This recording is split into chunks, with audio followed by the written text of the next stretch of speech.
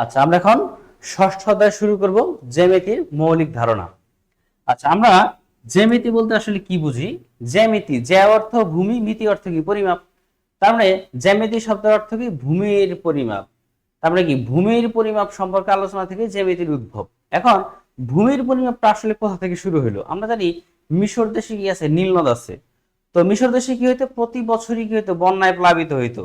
বন্যায় প্লাবিত হওয়ার কারণে ওই নীল নদের পাশের যে জমিগুলো ছিল সেগুলো কি নিশ্চয়ই বেলে মাটির, তাই না? সেগুলো কি হইতো, যখন বন্যার পানি চলে যেত তখন কি হইতো, যে ওই জমির যে সীমানা নির্ধারক যে কি আমরা আইল বলে থাকি, সেটা কি ছিল, সেটা কি আল বাতর সহ একদম ধুয়ে মুছে চলে যেত, তাই না? তখন এখন বন্যা চলে যাওয়ার পরে এখন কে কোন জমি চাষ করবে, তাই না? সীমানা তো নাই, তাহলে সেটা একটা ঝামেলার বিষয় না? তো সেই ঝামেলাটাকে কি নিরূপণ করার জন্য সেখান থেকে মূলত কি ভূমি পরিমাপে শুরু হয়, এবং ওইখান থেকে কি আমাদের জ্যামিতির উদ্ভব হয়, এবং পরবর্তীতে আরো বিভিন্ন ভাবে কি হয়, জ্যামিতির আজকে পূর্ণাঙ্গ বিকাশে আমরা চলে আসছি। আচ্ছা, এখন এখানে দেখো কি আছে, যে ঝ্যা অর্থ ভূমি, মিতি অর্থ পরিমাপ। ভূমির পরিমাপ সম্পর্কে আলোচনা থেকে কি জ্যামিতির উদ্ভব। খ্রিস্টপূর্ব 3 শব্দে, কত শব্দে? 3 শব্দে গ্রিক পণ্ডিত ইউক্লিড, গ্রিক গ্রিক দেশের কি ছিল, একজন পণ্ডিত ছিল, তার নাম ছিল ইউক্লিড। সে কি করছে, একটা পুস্তক রচনা করছে, সেই পুস্তকের নাম কি এলিমেন্টস। এই পুস্তকের আবার 13টা খণ্ড। এই 13টা খণ্ডতে সে কি করছে, জ্যামিতিক পরিমাপ পদ্ধতি, সংজ্ঞা এবং কি করছে, প্রক্রিয়া সমূহ লিপিবদ্ধ করছে, সংজ্ঞা, নিয়ম কানুন ইত্যাদি। ঠিক আছে। কিছু মৌলিক ধারণা বা স্বতঃসিদ্ধের উপর নির্ভর করে জ্যামিতিক অঙ্কন ও যুক্তি দ্বারা অঙ্কনের নির্ভুলতা প্রমাণ, মানে কিছু স্বতঃসিদ্ধ, কিছু প্রমাণ, কিছু মৌলিক ধারণা, এগুলোর উপর ভিত্তি করে জ্যামিতিক কিছু অঙ্কন করা, যুক্তি দ্বারা কিছু প্রমাণ করা, এগুলাই কি ছিল ইউক্লিডীয় প্রতিপাদ্যের মূল বিষয়। এবং বর্তমানে জ্যামিতির কি হয়েছে, বহুমাত্রিক বিস্তৃতি ঘটেছে। বহুমাত্রিক বিস্তৃতি মানে কি, সকল ক্ষেত্রে কি হয়েছে, জ্যামিতির বিস্তৃতিটা ছড়াইয়া পড়ছে। ঠিক আছে, বুঝতে পেরেছি আমরা? হ্যাঁ, নিহান কোনো সমস্যা?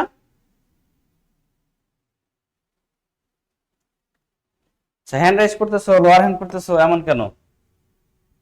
আচ্ছা, এরপর দেখো স্থানান্তর ব্যাখ্যা ও বিন্দু। আমরা ছবিতে দেখতে পারতেছি একটা ইট কি করছে, একটা ইট রাখা আছে। এই ইটটা কি করছে, সে একটা জায়গা দখল করছে, তাই না? যে জায়গাটা দখল করছে এই জায়গাটাই হইলো কি তার স্থান। এবং একটা ইটের কি আছে, তার দৈর্ঘ্য আছে, প্রস্থ আছে এবং উচ্চতা আছে, তাই না? তাহলে এটাকে কি বলা হবে, ঘনবস্তু বলা হবে। তাহলে যার দৈর্ঘ্য, প্রস্থ, বেধ বা উচ্চতা আছে তাকে কি বলা হয়, ঘনবস্তু বলা হয়। তাই তাহলে ইট একটা ঘনবস্তু, এরকম ইটের মতোই ইট, বই, মেজ বাক্স, কাঠের টুকরা ইত্যাদি একটা ঘনবস্তু। এই যে ঘনবস্তুর সংজ্ঞা এখানে দেওয়া আছে। এবার স্থান, স্থান বলতে আমরা কি বুঝি, কোন নির্দিষ্ট আকারের বস্তু যতটুকু জায়গা দখল করে, এই বস্তুটা যতটুকু জায়গা দখল করছে সেটাই তার স্থান। তুমি যে কাজ করার জন্য বসে আছো, যে বসার জন্য যে জায়গাটা দখল করছো সেটাই কি তোমার স্থান। ঠিক আছে। আমরা বিভিন্ন বস্তুর উপরিভাগ থেকে তলের ধারণা পাই। যেমন এই ইটের কয়টা তল আছে, 6টা তল আছে। এই উপরে একটা, এই নিচে একটা, এই বাম ডান পাশে একটা, বাম পাশে একটা, এই পাশে একটা, এই পাশে একটা, তাই না? এই প্রত্যেকটা তলেরই কি আছে, যেমন এই তলের কি আছে, এটা হলো দৈর্ঘ্য, এটা হলো প্রস্থ, দৈর্ঘ্য আর প্রস্থ আছে। আবার এই তলের কি হয়, এটা দৈর্ঘ্য, এটা প্রস্থ, তাহলে দৈর্ঘ্য আর প্রস্থ আছে। আবার এই তলের ক্ষেত্রে সেম, এটা দৈর্ঘ্য, এটা প্রস্থ। তাহলে প্রত্যেকটা তলেরই আবার কি আছে, দৈর্ঘ্য এবং প্রস্থ আছে, তাই না? তাহলে একটা ইট বা ঘনবস্তুর কয়টা তল আছে, 6টা, তাই না? এবং প্রত্যেকটা তলের আবার কি আছে, দৈর্ঘ্য আর প্রস্থ আছে। এখন এই যে ঘনবস্তু, ঘনবস্তুর দৈর্ঘ্য, প্রস্থ, উচ্চতা আছে, তাহলে ঘনবস্তুটা কয় মাত্রিক, 3 মাত্রিক। মাত্রাটা আবার কি, দৈর্ঘ্য, প্রস্থ, উচ্চতা, এটাকে মাত্রা বলা হয়। তাহলে যার 3টাই আছে, দৈর্ঘ্য, প্রস্থ, উচ্চতা, সেটা কি হবে, ত্রিমাত্রিক। এই যে তল, এই তলের কি আছে, দৈর্ঘ্য আর প্রস্থ আছে, এটা কি হবে, একমাত্রিক হবে। কি হবে, একমাত্রিক। এখন আমি যদি এই প্রস্থটাকে কি করি, কেটে ফেলি, শুধুমাত্র কি দৈর্ঘ্যটাই থাকবে, তাই না? তাহলে একটা রেখা, রেখা থাকবে। রেখা কি একমাত্রিক, রেখাটা কি একমাত্রিক। আচ্ছা, এরপর এখানে দেখো কি আছে, যে ইটের 6টি পৃষ্ঠ আছে, প্রত্যেকটা পৃষ্ঠে একটা তল নির্দেশ করে আমরা আলোচনা করে আসলাম। এর একটি তল যেখানে অপর একটি তলের সাথে মিশেছে সেখানে একটা ধার বা কিনারা সৃষ্টি হয়েছে। তাহলে একটা তল অপর একটা তলের সাথে যেখানে মিশেছে সেখানে একটা ধার বা কিনারা সৃষ্টি হয়েছে। এই ধার বা কিনারা কি, রেখার, রেখার একটা অংশের প্রতিরূপ। এরূপ 3টি রেখা ইটের এক কোণে মিলিত হয়েছে। দেখো এই রেখাটা দৈর্ঘ্য, প্রস্থ, উচ্চতা, এই 3টা রেখা কি করছে, এই যে এইখানে এক বিন্দুতে মিলিত হয়েছে। যে বিন্দুতে মিলিত হয়েছে সেটা শুধুমাত্র কি আছে, এই বিন্দুটার অবস্থান আছে, দৈর্ঘ্য, প্রস্থ, বেধ, উচ্চতা কিছুই নাই। সেজন্যকে কি বলা হয়, বিন্দু বলা হয়। কি বলা হয়, বিন্দু। তাহলে বিন্দুর কি নাই, দৈর্ঘ্য, প্রস্থ, উচ্চতা কিছুই নাই, তার মানে কি বিন্দু মাত্রাহীন, বা এটা আমরা কি শূন্য মাত্রিক বলতে পারি। কি বলতে পারি, শূন্য মাত্রিক, মাত্রাহীন বা শূন্য মাত্রিক। ঠিক আছে। আচ্ছা এরপর দেখো এই ধরনের ক্ষুদ্র ক্ষুদ্র বস্তু ধারণা থেকে আমরা বিন্দুর ধারণা পাই। ধরো আমি একটা কি করলাম, একটা পেন্সিল একটা ফোঁটা দিলাম, এটাই কি বিন্দু হয়ে গেল। ঠিক আছে। আচ্ছা এবার দেখো রেখা, রেখাংশ, রশ্মি। এখানে তিনটা চিত্র দেওয়া আছে। এই চিত্রটা খেয়াল করো, এখান থেকে শুরু হয়েছে এখানে শেষ হয়েছে, তার মানে এটা কি, এটা হলো একটা রেখাংশ। তাহলে এটা কি আছে, এখান থেকে শুরু হয়েছে এখানে শেষ হয়েছে, তার মানে এটা নির্দিষ্ট দৈর্ঘ্য আছে। কি আছে, যার নির্দিষ্ট দৈর্ঘ্য আছে এবং দুইটা প্রান্ত বিন্দু আছে। এই যে শুরুর বিন্দু আর শেষ বিন্দু, এটাকে কি বলা হয়, প্রান্ত বিন্দু বলা হয়। তাহলে যার নির্দিষ্ট দৈর্ঘ্য আছে এবং দুইটা প্রান্ত বিন্দু আছে তাকে কি বলা হয়, রেখাংশ। এবারে চিত্রটা কি, এটা হলো রেখা। দেখো এইদিকেও তীর চিহ্ন, এদিকেও তীর চিহ্ন, মানে কি এইটা এদিকেও যাইতেই থাকবে আবার এদিকেও যাইতে থাকবে অসীম দূরত্ব পর্যন্ত, তোমরা যাওয়ার শেষ নাই। যেহেতু শেষ মানে যাওয়ার শেষ নাই, তারপরে কি নাই, নির্দিষ্ট দৈর্ঘ্য নাই এবং এর শুরু এবং শেষ কোনো বিন্দুই নেই, মানে কোনো প্রান্ত বিন্দু নেই। তাহলে রেখা কি হবে, যার নির্দিষ্ট দৈর্ঘ্য নাই এবং কোনো প্রান্ত বিন্দু নাই তাকে বলা হয় রেখা। রশ্মি দেখো এই বিন্দু থেকে শুরু হয়েছে, মানে একটা প্রান্ত বিন্দু আছে, এইদিকে তীর চিহ্ন দেওয়া, তার মানে কি এর নির্দিষ্ট কোনো দৈর্ঘ্য নেই, যাইতেই থাকবে এইদিকে, এটা হলো রশ্মি। তাহলে যার নির্দিষ্ট দৈর্ঘ্য নাই কিন্তু একটা প্রান্ত বিন্দু আছে তাকে বলা হয় রশ্মি। তাহলে আমরা রেখা, রেখাংশ, রশ্মির সংজ্ঞাটা পড়ে ফেলাম। এবার আমরা পার্থক্য দেখব। এই সংজ্ঞাটাকে আমরা কি করতে পারি, পার্থক্য আকারে পড়ব আর কি, যে রেখা যার নির্দিষ্ট দৈর্ঘ্য নাই কোনো প্রান্ত বিন্দু নাই, রেখা চিত্র দিয়ে দিব। রেখাংশ কি, নির্দিষ্ট দৈর্ঘ্য আছে দুইটা প্রান্ত বিন্দু আছে, তাই না, আর চিত্র। রশ্মি নির্দিষ্ট দৈর্ঘ্য নাই কিন্তু কি একটা প্রান্ত বিন্দু আছে, এরপর কি দিব, চিত্র দিব, এটা হলো রশ্মি। তাহলে পার্থক্য আসলে আমরা এভাবে করে দিব। বিন্দু, রেখা, তল সম্পর্কিত কয়েকটি প্রয়োজনীয় ধারণা বা স্বতঃসিদ্ধ, ঠিক আছে, এই ধারণাগুলো আমাদের জানা থাকতে হবে। প্রথমে কি আছে, দুইটি বিন্দুর মধ্য দিয়ে একটি এবং কেবলমাত্র একটি সরলরেখা আঁকা যায়। ধর আমি এ একটা বিন্দু দিলাম, এ একটা বিন্দু দিলাম, তাহলে এই দুইটা বিন্দুর মধ্য দিয়ে আমি কয়টা সরলরেখা আঁকতে পারবো, একটা সরলরেখা আঁকতে পারবো। ঠিক আছে, তাহলে দুইটি বিন্দুর মধ্য দিয়ে একটি এবং কেবলমাত্র একটি সরলরেখা আঁকা যায়। এরপরে যেসব বিন্দু একই সরলরেখা অবস্থান করে তাদেরকে সমরেখ বিন্দু বলা হয়। এখন এইটার ভিতরে এই দুইটা আছে প্রান্ত বিন্দু, আমি আরো দুইটা বিন্দু দিয়ে দিলাম, এটা কি এ বি রেখাংশ, আরো দুইটা বিন্দু দিলাম সিডি। দেখো তো এ বি এবং সিডি একই রেখার উপর আছে না, একই রেখার উপর আছে, তাহলে এদেরকে সমরেখ বিন্দু বলা হবে। কি বিন্দু বলা হবে, সমরেখ বিন্দু। তাহলে যেসব বিন্দু একই সরলরেখা অবস্থান করে তাদেরকে সমরেখ বিন্দু বলা হয়। এটা তো ক্যাডেট ক্লাস ভর্তি পরীক্ষা আসে একটা প্রশ্ন। এবারে একটি রেখাংশের দৈর্ঘ্য তার প্রান্ত বিন্দুদের দূরত্ব। ধরো আমি একটা রেখাংশ আঁকলাম, এটার দৈর্ঘ্য হলো 5 সেন্টিমিটার, কয় সেন্টিমিটার, 5। এখন তাহলে এই প্রান্ত বিন্দু থেকে এই প্রান্ত বিন্দু পর্যন্ত দূরত্ব কত হবে, এই 5 সেন্টিমিটারই হবে, তাই না। তাহলে কি, তাহলে একটা রেখাংশের দৈর্ঘ্যই তার প্রান্ত বিন্দুদের দূরত্ব। এরপরে প্রান্ত বিন্দুদ্বয় ছাড়া রেখাংশের অন্য যে কোনো বিন্দুকে, এই দুইটা প্রান্ত বিন্দু ছাড়া আমি রেখাংশের মাঝখানে যদি আরো কোনো বিন্দু দিই, ধরো এই একটা বিন্দু দিলাম, এটাকে কি বিন্দু বলা হবে, এটা কি এই রেখাংশের ভিতরে আছে, ভিতর মানে অন্তর, সেটাকে বলা হবে অন্তঃস্থ বিন্দু। কি বিন্দু, অন্তঃস্থ বিন্দু। যে প্রান্ত বিন্দু দ্বয় ছাড়া রেখাংশের অন্য যে কোনো বিন্দুকে ওই রেখাংশের কি বিন্দু বলে, অন্তঃস্থ বিন্দু বলা হয়। এখানে দেখেন একটা চিত্র আছে যে পি আর একটা রেখাংশ, পি আর একটা রেখাংশ, এই রেখাংশের অন্তঃস্থ একটা বিন্দু আছে কিউ। তাহলে এখান থেকে আমরা কি লিখতে পারি, পি কিউ, এইটুকুর নাম কি, পি কিউ যোগ কিউ আর সমান কি পুরাটা পি আর। ঠিক আছে, ক্লিয়ার সবাই। এবারে একই সমতলে দুইটি রেখা একটি এবং কেবলমাত্র একটি বিন্দু ছেদ করতে পারে। এই একটা বড় একটা সমতল, আমি দুইটা রেখা আঁকলাম, এই দুইটা রেখা কি করবে, শুধুমাত্র এই একটা বিন্দুতেই ছেদ করতে পারবে, তাই না, আরো কি কোনো বিন্দুতে ছেদ করতে পারবে, পারবে না। এরপরে যদি দুইটি বিন্দু একই সমতল অবস্থান করে, ধরো এই, আচ্ছা এই বড় একটা সমতল, বড় একটা সমতল, এই একটা বিন্দু এই একটা বিন্দু, তাহলে এই দুই বিন্দু কি একই সমতলে আছে, এখন এদের সমতল রেখা কি হবে, এই সমতলেই থাকবে, তাই না। এখন যদি এরকম হয় যে ধরো এইটা একটা সমতল, এইটা আরেকটা সমতল, একটা বিন্দু আছে এই সমতলে আর একটা বিন্দু আছে এই সমতলে, তাহলে এই তাদের সমতল রেখা কি একই সমতলে থাকবে না দুইটা সমতলে চলে যাবে, বুঝা গেছে। তাহলে যদি দুইটা বিন্দু একই সমতলে থাকে তাহলে তাদের সমতল রেখা কি করবে, একই সমতলে ওই তলে অবস্থান করবে। জান্নাতুল ফেরদৌস কি সমস্যা, স্যার উপরে দাস পিকিউ একটা প্ল্যান দাস এখানে আছে যে পিকিউ আর কিউ আর, তো এখানে পিকিউ প্লাস কিউ আর সমস্যা, পিকিউ আর না হলে পি আর কেন হলো, পি কিউ আর কেন হবে, পি কিউ আর হওয়ার কারণটা কি আমাকে বলো। আমি যদি বলি এরকম যে এইটুকু হলো 3 সেন্টিমিটার, এইটুকু 2 সেন্টিমিটার, তাই না? এখন এটাকে আমি কি বলবো, 3+2 5 বলবো না? Yes, sir. 5 বলবো না, নাকি 3+2 বলবো? বলুন, sir. তাহলে এটাই তো এটা, যে এখানে এইটুক হলো পি কিউ আর এইটুক পি আর, তার মানে এখান থেকে পুরাটা মানে কি, এখান থেকে এই পর্যন্ত না, এখান থেকে এই পর্যন্ত মানে কি পি আর।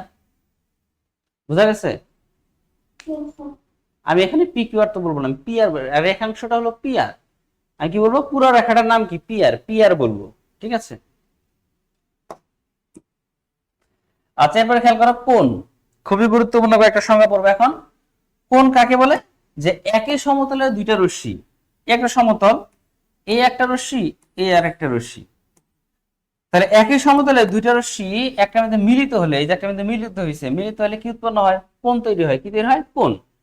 যে বিন্দুতে মিলিত হবে সেই মিলিত বিন্দুকে কি বিন্দু বলে? শীর্ষবিন্দু বলে। কি বিন্দু বলে? শীর্ষবিন্দু।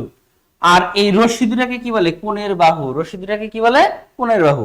এখানে যে চিত্রটা আছে আমরা সেটা খেয়াল করি, যে এই রশ্মিটা কি ও কিউ আর এই রশ্মিটা ওপি, দুটো রশ্মি কি করছে? ও বিন্দুতে মিলিত হয়েছে, তাহলে এই কোণের শীর্ষবিন্দুকে ও, আর এই কোণের বাহু দুটাকে কে? ওপি এবং ও কিউ, ওপি এবং ও কিউ। ঠিক আছে, এখন আমরা এই কোণের নামকরণ করব। নামকরণের ক্ষেত্রে কি হবে? যে বিন্দুতে মিলিত হবে বা শীর্ষবিন্দু যেটা সেটাকে নামকরণ করতে হবে, তাই না?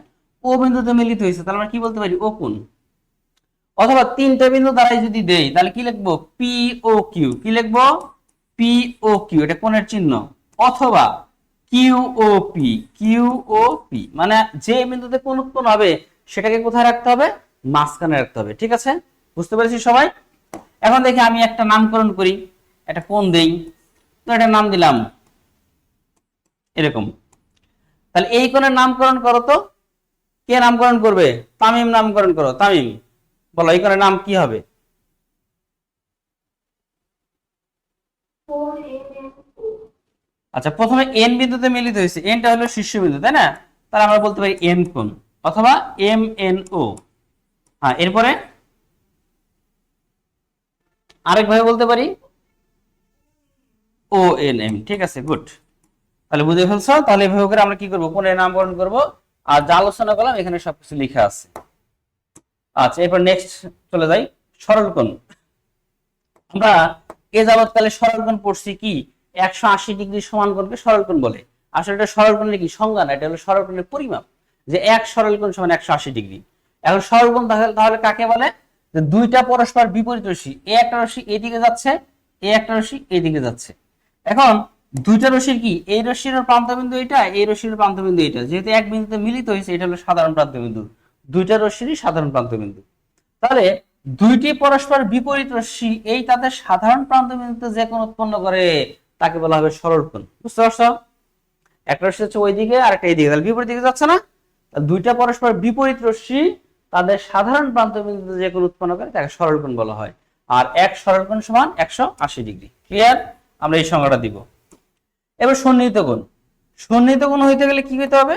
যে একই তলে দুইটা কোণে, ধরো এই একটা কোণ, এই একটা কোণ, খেয়াল করে দেখো যে এই কোণের শীর্ষবিন্দু কোনটা? এইটা। এই কোণের শীর্ষবিন্দু কোনটা? এইটা। এবং দুইটা কোণের ক্ষেত্রে কি এই বাহুটা আছে, কারণ এই বাহুকে কি বাহু বলা হবে? সাধারণ বাহু বলা হবে। কি বাহু? সাধারণ বাহু। এরকম যদি থাকে সেক্ষেত্রে এই দুইটা কোণকে পরস্পরে কি কোণ বলা হয়? সন্নিহিত কোণ। তাহলে সংজ্ঞাটা কেমন হবে? যদি কোনো তলে দুইটা কোণের একই শীর্ষবিন্দু হয়, দুইটা কোণের একই শীর্ষবিন্দু হয় এবং কোণ দ্বয় সাধারণ বাহুর কি করে? বিপরীত পাশে বা উভয় পাশে বলতে পারো, সমস্যা নাই, যে বিপরীত পাশে অবস্থান করে, তবে ওই কোণ দ্বয়কে সন্নিহিত কোণ বলা হয়। ক্লিয়ার? এখন এখানে যে চিত্রটা আছে নামকরণ করছে, এই কোণ আর এই কোণ পরস্পর সন্নিহিত কোণ। এখন এই কোণের নামটা কি? বিএসসি। আর এই কোণের নাম কি? সিএডি। তাহলে বিএসসি এবং সিএডি পরস্পর কি? সন্নিহিত কোণ। ঠিক আছে, তাহলে আমরা এটা পড়ে ফেলবো। এরপরে খেয়াল করো লম্ব সমকোণ। আমরা সমকোণ জানি কি, যে এক সমকোণ সমান 90 ডিগ্রি, এটা কি সমকোণের পরিমাপ, তাই না? তো এই সংখ্যাটা আমরা আসলে দিব না, আমরা লম্ব আর সমকোণের সংখ্যাটা একসাথে দিতে পারি। কি হবে? যে যদি একই রেখার উপর, দেখো এই একটা রেখার উপর একটা রেখা আঁকা হয়েছে বা রশ্মি আঁকা হয়েছে, এখন এখানে দুটো সন্নিহিত কোণ হয়েছে, তাই না? সন্নিহিত কোণ হয়েছে না? যে এই কোণের শীর্ষবিন্দু এটা, এই কোণের শীর্ষবিন্দু এটা, এটা হলো সাধারণ বাহু। এখন এরকম যদি হয় যে এই দুটো সন্নিহিত কোণ পরস্পর সমান, সন্নিহিত কোণ কি পরস্পর সমান, তাহলে এই কোণ দ্বয়ের প্রত্যেকে কি হবে, সমকোণ হবে, মানে 90 ডিগ্রি হবে। কত ডিগ্রি করে হবে? 90 ডিগ্রি করে হবে। তাহলে সংজ্ঞাটা কেমন, যে যদি একই রেখার উপর, যদি একই রেখার উপর অবস্থিত দুইটা সন্নিহিত কোণ পরস্পর সমান হয়, তবে কোণ দুইটার প্রত্যেকে সমকোণ। সমকোণের সংজ্ঞা হয়ে গেল। আর আমরা জানি সমকোণের বাহু দুটি একটা আরেকটার উপর লম্ব, তার মানে এই বাহুর উপরে এই বাহু লম্ব, আবার এই বাহুর উপরে এই বাহু লম্ব। ক্লিয়ার সবাই? তাহলে সমকোণ এবং লম্বের সংখ্যা হয়ে গেল।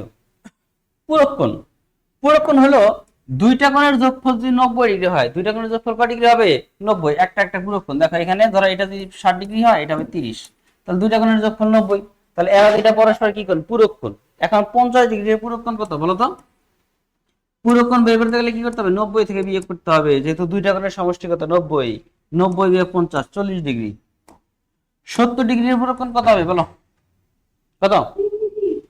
তাহলে 90 বিয়োগ 70 সমান 20 ডিগ্রি, তাই না? 1 ডিগ্রির পূরক কোণ কত হবে? হ্যাঁ, 90 বিয়োগ 1 সমান 89 ডিগ্রি। যদি বলি x ডিগ্রির পূরক কোণ কি হবে? 90 মাইনাস x, তাই না? যদি বলি y ডিগ্রির পূরক কোণ কি হবে? 90 মাইনাস y। যদি বলি x প্লাস y এর পূরক কোণ, তখন কি হবে? 90 থেকে আমরা কি করব? এই x প্লাস y কে বিয়োগ করব, তাই না? তাহলে কি হবে? মাইনাসে প্লাসে মাইনাস এক্স, মাইনাসে প্লাসে মাইনাস ওয়াই, তাহলে 90 মাইনাস এক্স মাইনাস ওয়াই। ঠিক আছে? হ্যাঁ জিশান, কি সমস্যা? আচ্ছা, বাকিদের কি একই সমস্যা? আচ্ছা, তুমি একটু হেডফোনটা নিয়ে ক্লাস করো, তাহলেই হবে। বুঝতে পারছো? আচ্ছা, এরপরে খেয়াল করো সম্পূরক কোণ। এরপরে কি আছে? সম্পূরক কোণ। এই যে পূরক কোণ হলো দুইটা কোণের সমষ্টি 90, আর সম্পূরক কোণ হলো দুইটা কোণের সমষ্টি বা যোগফল 180 ডিগ্রি হলে কোণ দুটো একটাকে সম্পূরক কোণ বলা হয়। যেমন এখানে চিত্র আছে, এই দুইটা সমষ্টি কত? 180 ডিগ্রি। তার মানে সম্পূরক কোণ বের করতে গেলে কি করতে হবে? 180 থেকে বিয়োগ করতে হবে। যদি বলি 100 ডিগ্রি সম্পূরক কোণ কত, কি করবা? 180 বিয়োগ 100 সমান 80, তাই না? যদি বলি 60 ডিগ্রি সম্পূরক কোণ, কি করবা? 180 মাইনাস 60, 120 ডিগ্রি, তাই না? যদি বলি x ডিগ্রি সম্পূরক কোণ, কি হবে? 180 মাইনাস x। যদি বলি 60 প্লাস x এর সম্পূরক কোণ কত, তাহলে কি করতে হবে? 180 থেকে 60 প্লাস x কে কি করতে হবে? বিয়োগ করতে হবে। তাহলে 180 মাইনাসে প্লাসে মাইনাস 60, মাইনাসে প্লাসে মাইনাস x। 180 থেকে 60 বিয়োগ করে 120 মাইনাস x। ক্লিয়ার সবাই? তাহলে পূরক বলবে যাই বলুক 90 থেকে বিয়োগ করতে হবে, সম্পূরকের ক্ষেত্রে যাই বলুক 180 থেকে বিয়োগ করতে হবে। ঠিক আছে?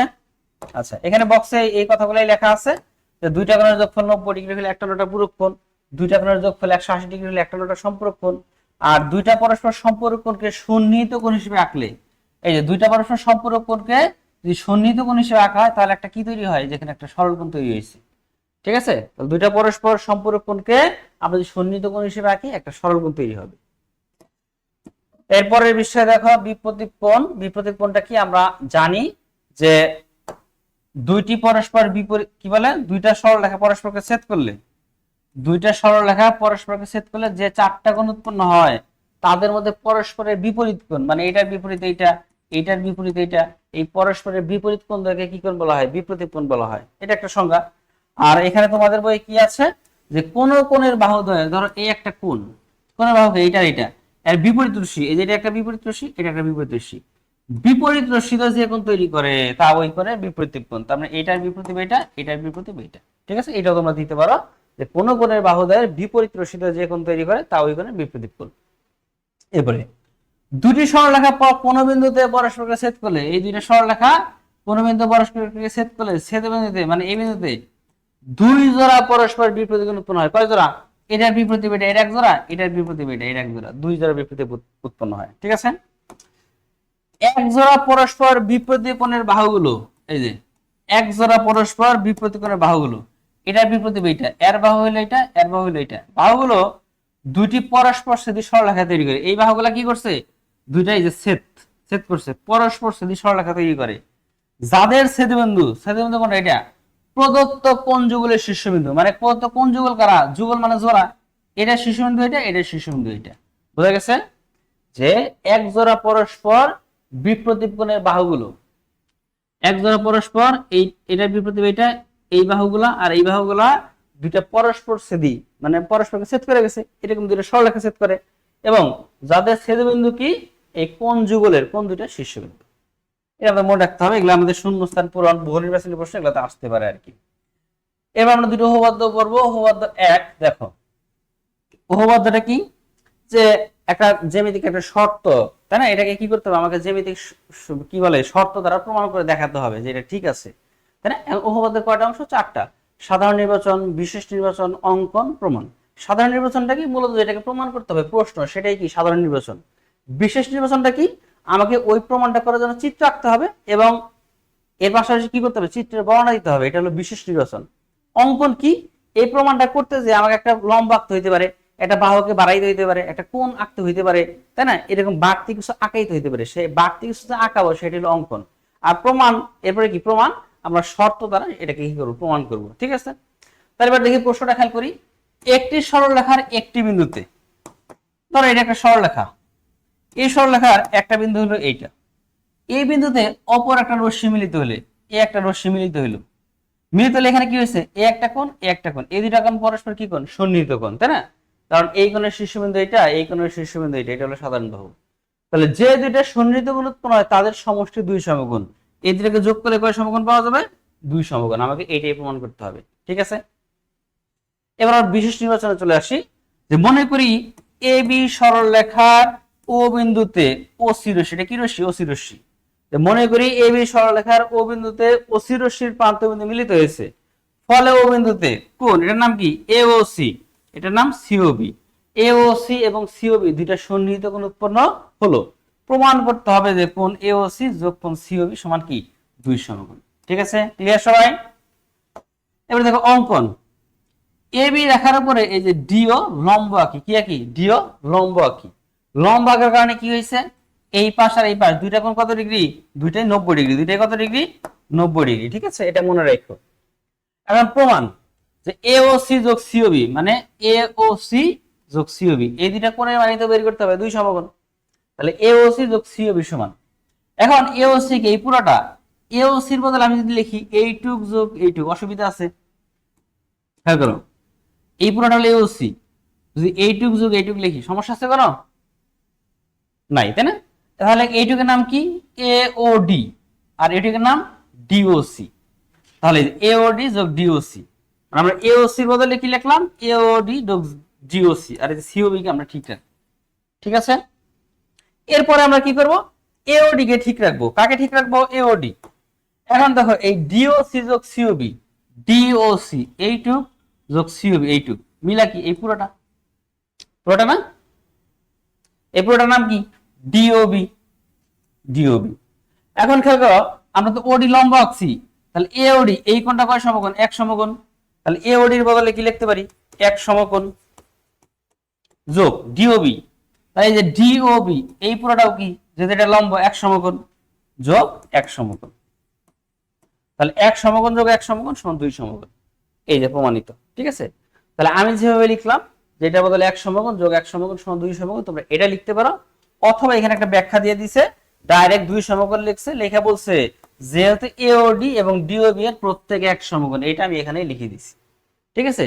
আমার মতো করে লিখতে পারো, বইয়ের মতো করে তোমরা লিখতে পারো। হ্যাঁ প্রাজ্ঞ, কি সমস্যা, হ্যাঁ ঝটপট বলতে হবে। স্যার আপনি যে কোণগুলো যোগ করেছেন এটা আমি বুঝতে পারি নাই। হ্যাঁ নাবিনের কি সমস্যা,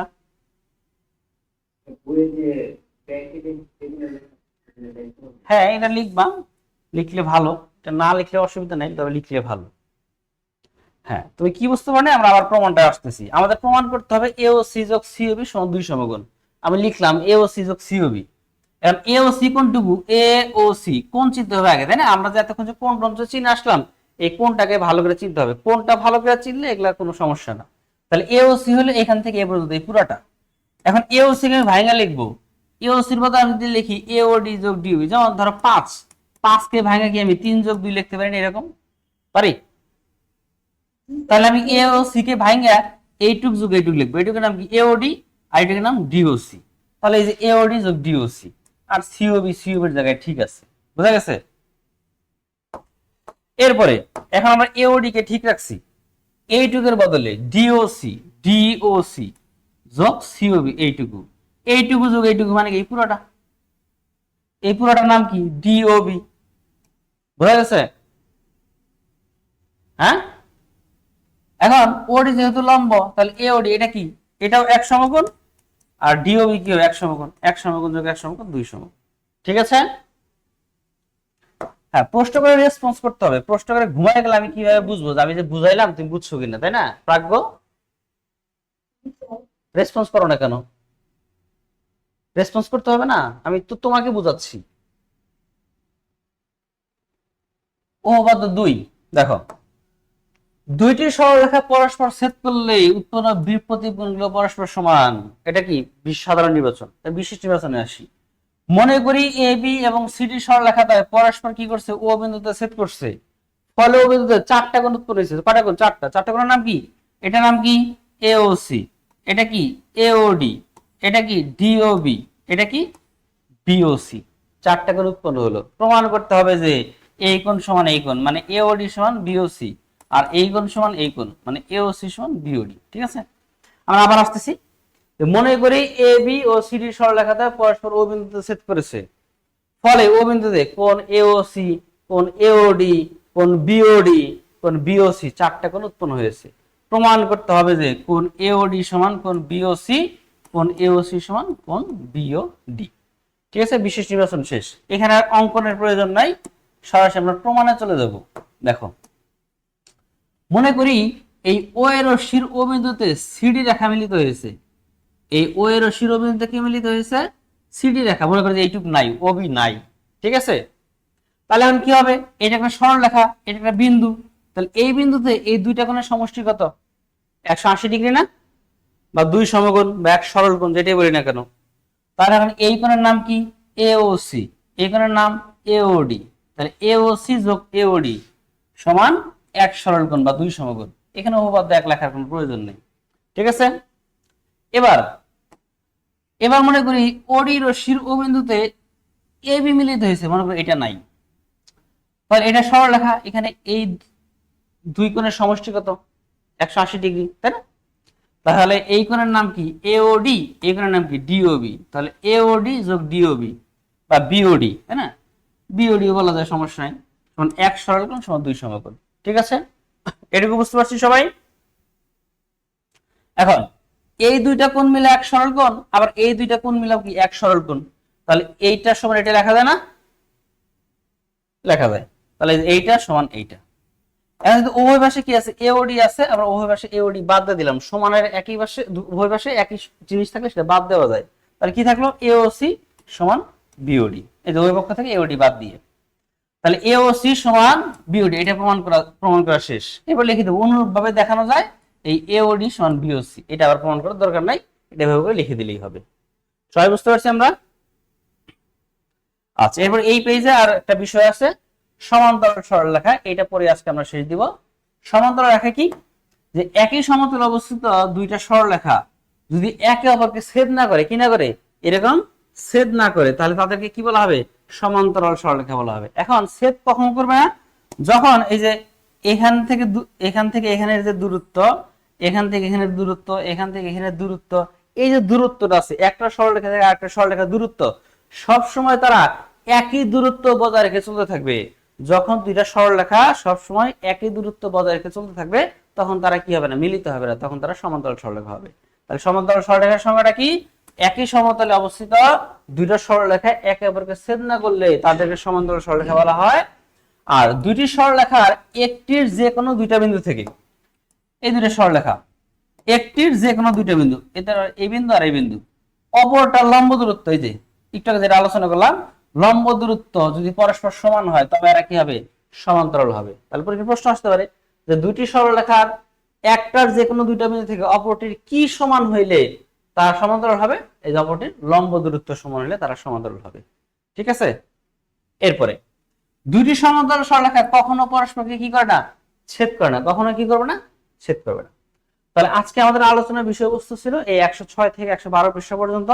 তোমাদের বাড়ির কাজ হলো আমরা যে সকল সংজ্ঞা পড়লাম সেই সংজ্ঞাগুলো মুখস্থ করে চিত্র সহকারে খাতায় লিখবা, এই উপপাদ্য দুইটা মুখস্থ করে খাতায় লিখবা এবং চেষ্টা করবা উপপাদ্য দুইটা এখানে যে কি চিহ্ন ব্যবহার করছে, যে নাম ব্যবহার করছে এইটা ব্যবহার করে একবার লেখার জন্য, আরেকবার এখানে এবিসিডি চেঞ্জ করে তোমরা এখানে লিখে দিলা পি কিউ আর এম এন, তাই না? এরকম তোমার মতো করে অন্য অ্যালফাবেট দিয়ে কি করলা, এটাকে প্র্যাকটিস করলা।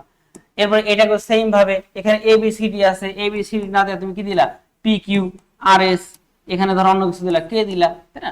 অন্য নাম ঠিকানা দিয়ে তুমি কি করলা, প্র্যাকটিস করলা। তাহলে কি হবে, তোমার পরীক্ষায় তো আসলে সরাসরি মানে প্রশ্ন আসলে তো সমস্যা নাই, তুমি এই বইয়ের নাম ঠিকানা ব্যবহার করতে পারবা।